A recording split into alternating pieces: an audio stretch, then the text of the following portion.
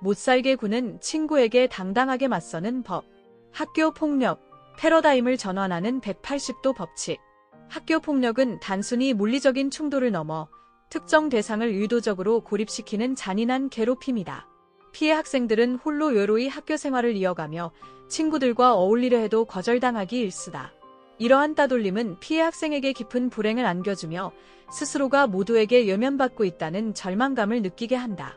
흔히 사람들은 피해자에게 어떤 전형적인 유형이 있다고 생각하지만 이는 오해다. 머리가 갈색이거나 뚱뚱하거나 몸집이 작거나 옷을 못 입어서 괴롭힘을 당하는 것이 아니라 괴롭힘이 시작되는 진짜 이유는 바로 취약함과 두려움 때문이다. 힘이 센 가해자들이 기가 막히게 알아채는 두려움이며 괴롭힘이 시작되면 한층 더 심해지고 절대로 끝나지 않을 것 같은 두려움이다. 기존 방식의 한계, 어른들의 개입은 실패하는가? 학교 폭력 문제를 해결하기 위해 많은 경우 어른들이 개입한다. 부모가 가해 학생의 부모에게 연락하거나 교사가 직접 나서서 경고하는 방식이다. 그러나 이러한 개입은 종종 역효과를 낳는다. 한 피해 학생의 이야기처럼 엄마가 록산는의 엄마에게 연락하려고 했거든요. 록산는의 엄마와 저희 엄마는 예전 직장에서 동료였기에 서로 알고 있었죠. 저는 제발 연락하지 말라고 애원했어요. 연락했다가는 분명 무리해서 쫓겨날 테니까요. 이처럼 어른들의 개입은 피해 학생을 더욱 고립시키거나 가해자에게 보복의 빌미를 제공할 수 있다. 또 다른 사례에서 아빠가 그렇게 말해도 아무것도 달라지지 않았거든요. 다음 날 그 아이들이 저더러 고자질쟁이 클라푸티, 아빠한테 징징대는 쫌생이라고 했어요. 그저 끔찍했죠. 예전보다 상황이 더 나빠졌어요. 이는 어른의 개입이 가해자를 자극하려 괴롭힘의 강도를 교묘하게 바꾸거나 피해 학생을 더욱 나약한 존재로 인식하게 만들 수 있음을 보여준다.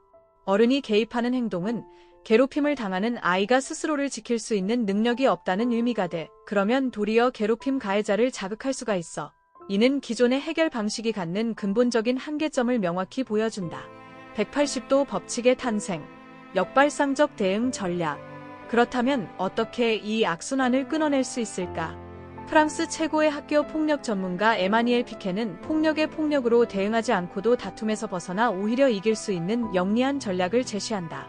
이것이 바로 180도 법칙이며 또는 전략적 부메랑 법칙, 저항의 화살 법칙이라고도 불린다. 이 법칙의 핵심은 문제를 악화시키는 기존의 해결책에서 공통점을 찾아내고 그 공통점과 정반대되는 무언가를 시도하는 것이다. 예를 들어 주변 사람들이 시도했던 행동은 바로 모두 바질에게 그만하라고 말하는 일이었다는 걸 잘 알 수 있어. 그만하라는 말은 아무런 효과가 없고 매번 바질이 화를 더 돋운 셈이야. 바질이 마리우스를 어리광쟁이라 생각하기 때문에 화를 내는 상황에서 마리우스를 옹호하는 것은 오히려 바질이 분노를 키울 뿐이다. 따라서 어떤 시기든 간에 이런 행동은 당장 멈춰야 한다. 180도 법칙에 따르면 노라는 가장 두려운 상황을 피하는 대신에 정면으로 맞서야 할 거야. 그리고 자신을 안심시키는 일도 멈춰야겠지. 피해 학생이 두려워하는 것을 피하려 할수록 두려움은 더욱 커지고 이는 결국 등교 거부와 같은 극단적인 결과로 이어질 수 있기 때문이다.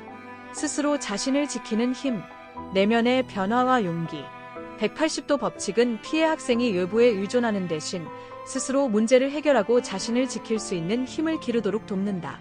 괴롭힘을 당하는 아이에게 친구가 있다는 의미가 돼 혼자서 지낸다는 점이 취약성의 징표가 되는 경우가 많아. 반면 어른의 개입은 이러한 취약성을 더욱 부각시킬 수 있다.